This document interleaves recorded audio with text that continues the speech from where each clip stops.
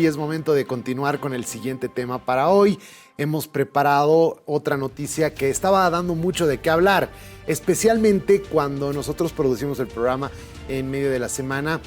Había todavía la posibilidad de un encuentro cara a cara entre Vladimir Putin y Volodymyr Zelensky. Eso sí hubiera sido inusitado, porque la última vez que estos dos se vieron la cara fue recién en el año 2019.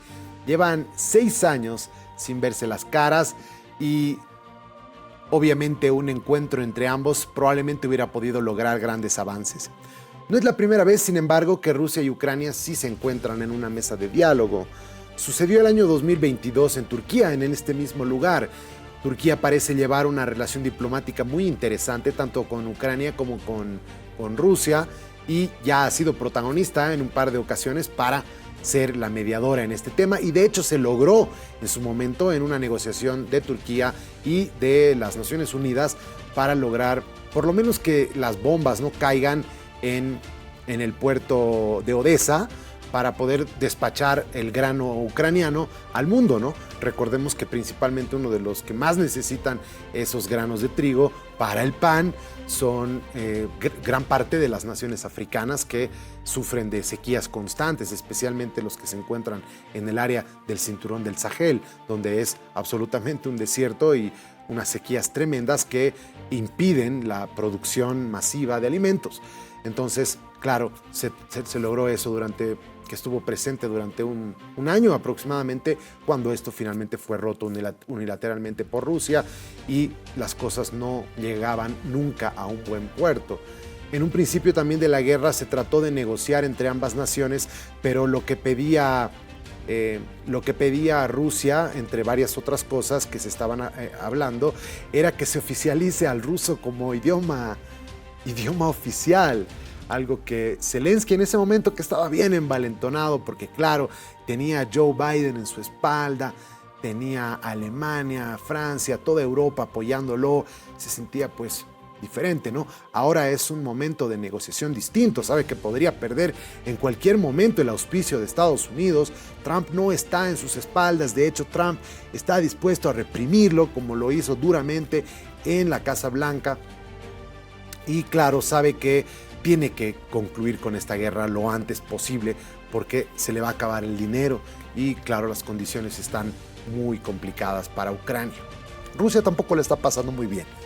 Su moneda tiene una inflación considerable, está perdiendo bastante valor su moneda. Los precios están subiendo muchísimo para los rusos de a pie, el trabajo es muy escaso y está básicamente el dinero corriendo para todo lo que tenga que ver economía de guerra, ¿no? Normal, lo que pasa en cualquier guerra. Bueno, la cosa es que Rusia y Ucrania han celebrado este viernes en Estambul nuevamente las primeras conversaciones de paz luego de 3 años directas. En unas negociaciones mediadas obviamente por Turquía, pero ni funcionarios ni observadores esperaban avances inmediatos para detener la guerra que comenzó en febrero de 2022. Una delegación ucraniana que estaba encabezada por el ministro de Defensa Rustem Umerov se reunió con un equipo ruso de bajo perfil de viceministros liderado por el asesor presidencial Dmytro Medinsky, según el portavoz del Ministerio de Exteriores de Ucrania, Georgy Tiki, quien publicó una foto del encuentro. Los asistentes se sentaron en la mesa en forma de una U con rusos y ucranianos, frente a frente. Ambos países acordaron intercambiar 1,000 prisioneros de guerra de cada bando, según las fuentes de ambos países. Si sale adelante, sería el canje más grande desde el inicio de la invasión rusa de Ucrania en febrero de 2022. Es uno de los acuerdos que ha trascendido tras la reunión de 2 delegaciones de ambos países en Estambul en el primer encuentro de 3 años de guerra que duró apenas 2 horas. Ambos países se emplazaron a negociar una tregua pronto. Si Rusia rechaza un alto el fuego total e incondicional y el fin de las matanzas, se deben imponer sanciones severas, ha pedido el presidente Volodymyr Zelensky desde Tirana, en Albania, donde también ha dicho que Putin tiene miedo de reunirse cara a cara con él. Estaban reunidos más de 40 líderes europeos ahí en Albania. Zelensky ha telefoneado al presidente Donald Trump junto con el canciller alemán Friedrich Merz, el presidente francés Emmanuel Macron y los primeros ministros de Polonia y el Reino Unido, Donald Tusk y Keir Starmer, respectivamente. Tusk acusando a la delegación de Rusia de interrumpir las negociaciones y de negarse a un alto el fuego. Muy bien. Así más o menos están las cosas, un primer paso en estas negociaciones de paz. Se espera que las delegaciones vuelvan a encontrarse nuevamente, pero todavía todo está un poco en pausa.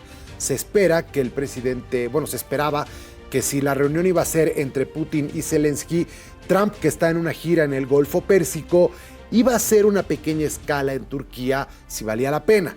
Si hubieran estado ambos, probablemente hubieran avanzado algo y Trump hubiera llegado ahí a poner la firma y que esto se acabó y no fueron en 24 horas, pero fueron en 3 meses. Nada mal. Bien, vamos a analizar este tema con Javier Vizcarra, diplomático, nos acompaña para conversarlo. Javier, ¿cómo estás? Buenas tardes. Jorge Luis, buenas tardes. Un placer, como siempre, estar en tu programa y poder hablar de un tema que realmente está concitando la atención mundial. Vamos a tratar de darle crédito, Javier, a Donald Trump, porque desde que ha entrado a la presidencia se han hecho, me parece, más esfuerzos para tratar de llegar a una finalización del conflicto. Primero porque Ucrania se da cuenta que ya no va a recibir el mismo auspicio económico militar y está obligada a ceder un poco más. Y claro, porque Trump también entiende que Rusia es un país mucho más grande y que para Trump aquí es la guerra de la selva, la ley del más fuerte, y sabe que tiene todas las de ganar. Pero se ha avanzado por lo menos un primer paso. No, evidentemente, y creo que tienes toda la razón cuando mencionas que probablemente las expectativas de Trump al inicio de su mandato eran muy altas. Voy a solucionar esto en 24 horas. Y claro, como señalas, han pasado más de 4 meses y todavía no hay nada. Y la verdad es que hoy el mundo estaba expectante de las negociaciones de paz en la guerra Rusia-Ucrania, un conflicto que tú lo has dicho, lleva más de 3 años. Sin embargo, las expectativas fueron más grandes que los resultados. La diplomacia no fue suficiente por ahora. Y fíjate, Jorge Luis, las señales en diplomacia son muy importantes. Las delegaciones han reducido el nivel de su presencia en Turquía y esa era de entrada una clarísima señal que el tema no iba a funcionar como el mundo estaba esperando. El mundo esperaba que llegue Putin porque él lo había ofrecido, él había señalado que iba a ir a Turquía a negociar cara a cara con Zelensky. Zelensky incluso ha llegado al sur de Turquía, ha estado, si no me equivoco, en Ankara para ver si había la posibilidad todavía de participar en la reunión, pero ahí quedó todo, no pasó absolutamente nada. Lo que ha sucedido hoy es únicamente un compromiso de seguir dialogando en espera de propuestas de paz, como lo informó el portavoz de la delegación rusa después del encuentro. Un solo resultado, lo has destacado, humanitario además, el intercambio de 2.000 prisioneros, 1.000 de cada bando, que sin duda representa un alivio para muchas familias. Pero ¿por qué no hubo buen resultado?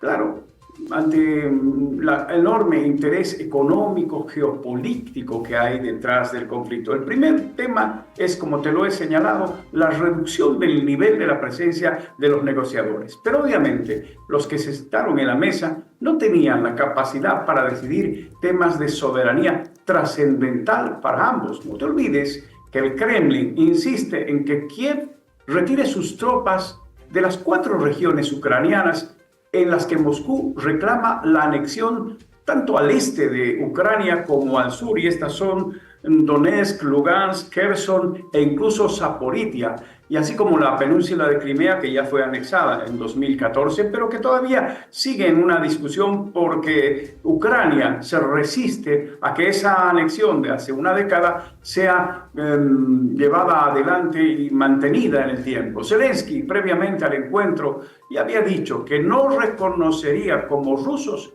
esos territorios, de modo que nos encontramos con un diálogo de sordos, básicamente. Y con este panorama era difícil que el resultado del encuentro en Estambul sea más exitoso de lo que fue. Ya desde el inicio se advertía aquella señal. Pero los otros actores, los que has mencionado, Jorge Luis, ya han expresado su opinión. Donald Trump, que anunció que iba a promover la paz en poco tiempo, lo único que ha dicho es que va a hablar con Putin para que prácticamente ha dado a entender que si no estoy yo, este tema no encuentra una solución. Y claro, no es sencillo de especular por qué no fue Putin, pero seguramente temas de seguridad. Y el otro actor, el europeo, ¿qué ha dicho la Unión Europea?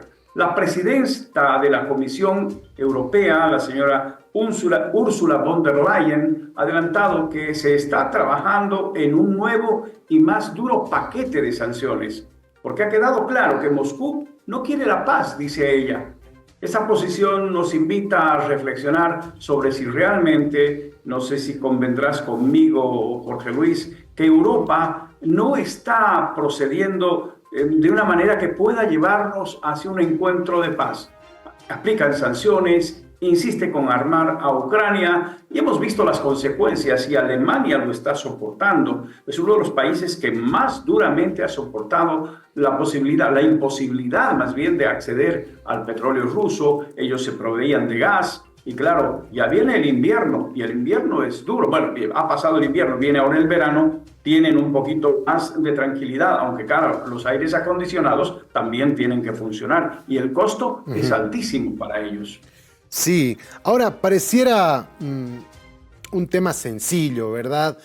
Bueno, está bien, te acepto que te quedes con Crimea y probablemente con Lugansk, y yo me quedo con el resto, etcétera. El tema de la tierra probablemente no será el tema más picoso, porque a mí lo que se me hace es que lo que necesita Ucrania para verdaderamente tomar una decisión al respecto es tener unas garantías. Lograr algo así como la paz que han logrado las dos Coreas, ¿verdad? Donde exista una franja de neutralidad que pueda ser respetada y que le dé las garantías a Ucrania de que el día de mañana otra vez no van a volver cuando nuevamente retomen las fuerzas, cuando nuevamente Rusia forme parte del comercio internacional, cuando nuevamente su petróleo pueda ser vendido por todas partes sin sanciones, sin intermediarios, etcétera, cuando la economía nuevamente se levante y otra vez el ejército ruso esté en óptimas condiciones, tomar esta vez sí todo el territorio, ¿verdad? Me parece que ese es el punto más importante para Ucrania, no tanto así el tema de tierra, que ya sabe un poco que la tiene perdida. Sí, toda la razón del mundo. Pareciera que ya el tema de la pérdida territorial ha permeado de tal manera que nadie duda que puede ser una de las piezas en esta ecuación. Incluso Estados Unidos ha presionado para que esta sea una de las fórmulas de solución para encontrar la paz definitiva en la zona o una paz duradera. Ahora, lo que tú dices es cierto. ¿Qué garantías tiene Ucrania de que cualquier rato Moscú decida nuevamente invadir su país? Muy complicado, porque Ucrania hacía consistir esa posibilidad en ser parte de la OTAN, un tema que para Moscú no tiene discusión. El Kremlin y toda la nación rusa sabe que el tema con Ucrania es un tema casi existencial. Si ellos dejan que sean parte de la Unión Europea, no es tanto el problema, pero que sean parte de la OTAN es una amenaza directa a su territorio. Es tener en la línea limítrofe a un país que está vinculado a la OTAN y que en cualquier momento puede emplazar baterías de misiles con ojivas nucleares o este tipo de emplazamientos que, claro, preocupan a Moscú. Entonces, ese es el tema central, pero no es solo Ucrania. También está Georgia y también está Letonia, que está a punto de ingresar a la Unión Europea y seguramente también debe estar en tratativas para ser parte de la OTAN. Pero con Ucrania el tema es clarísimo. Sin embargo, ya Estados Unidos ha mencionado que estaría de acuerdo en que Ucrania resigne sus aspiraciones a ser parte de la OTAN. Eso podría poner en tranquilidad a los rusos, pero no a los ucranianos. De modo que tendrán que encontrar una fórmula que garantice la paz estable para esa región. En eso tiene toda la razón Zelensky. Y claro, Putin se resiste, a pesar de que lo ha anunciado, a conversar con el presidente ucraniano, que ya ha terminado, según él, su mandato, no, según él, ha terminado su mandato en marzo del 2025. De modo que en este momento está viviendo los meses en los que ya no es un presidente cumpliendo el mandato. Deberían haber elecciones, no las hay, por supuesto, por la guerra, pero Putin está presionando para tener un presidente afín a sus intereses en Ucrania. Ese es otro de los temas de la política interna ucraniana que probablemente no se ha discutido mucho en el ámbito internacional, pero que sin embargo, sí, claro, forma parte de una de las fichas importantes en esta ecuación que va a permitirnos la paz, Jorge Luis. Javier, queremos agradecerte un montón por estos minutos que nos has otorgado. Como siempre, un placer estar contigo, Jorge Luis. Muchas gracias. Hasta la próxima. Perfecto, ahí lo tienen, ¿verdad? Es todavía un tema... veremos cómo va evolucionando, ¿eh? Veremos qué se puede sacar de la diplomacia. Siempre es lo más importante. Las presiones están. Donald Trump quiere asestarse esta victoria y ha estado presionando duramente en los últimos meses de su mandato.